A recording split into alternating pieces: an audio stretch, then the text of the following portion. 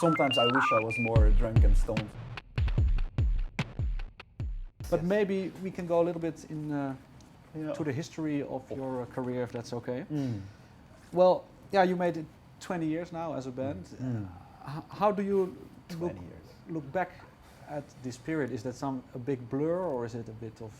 No, it's not a big blur. I mean, we were never a drug band either, so I guess that our like remembrance and you know, we remember a lot of details from the early tours. We remember the strangest happenings and the strangest details from the most further out European towns and all these small things that sticks to your memory. You never really get rid of it. So sometimes I wish I was more drunk and stoned so I could forget more of it. But Is a lot of crazy thoughts following you then? Did you have maybe some experience that really were awkward?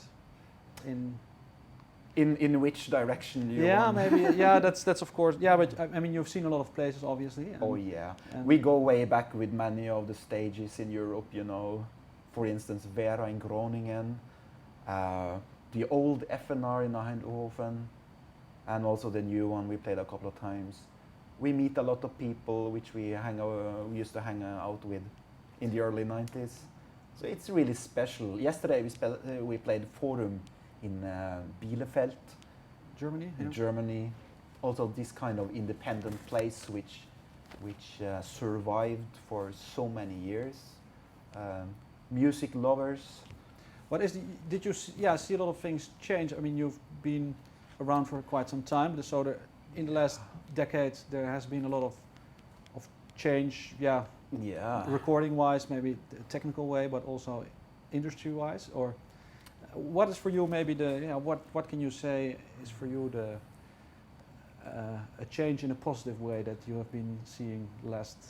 In many ways, the new technology has given so many other people that couldn't afford to record properly that now it is possible to make nice recordings for not so much money.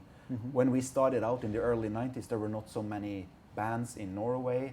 If you wanted to record an album, you had to get a huge bank loan. If you wanted to press vinyl, it would be extremely expensive. So all these things has of course changed.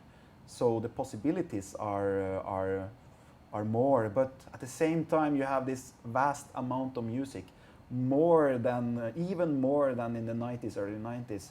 We were almost the only Norwegian band touring Europe. Nowadays there are like 10 or 30 Norwegian acts exporting their music and going around the world playing. I think it's a big difference.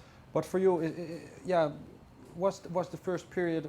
What was the environment you were from Trondheim, Norway? Mm-hmm. Was there for you some way in the beginning that you could easily access a recording, or how did you did that in the first days? We did the first recordings we did were like multi-track analog tapes. Like the very first Motorpsycho recording was actually done on an 8-track Tascam recorder in an independent youth club, a punk rock club in Trondheim in the winter time, and it was so cold that all our machinery and instruments froze, and I remember it was really not so good for recording. For that time, I thought it sounded great. I thought it sounded awesome. Have you listened to it recently, maybe? It's sound-wise really embarrassing, but kind of cool in a way. It's a nice postcard from way back then. But you have still one copy of it for yourself? I hope so. I tend to give away my Motorpsycho records all the time, and I don't refill them, and all of a sudden they are out of stock, and half of my collection is just plundered by my neighbors and my family. Yeah, the fans maybe.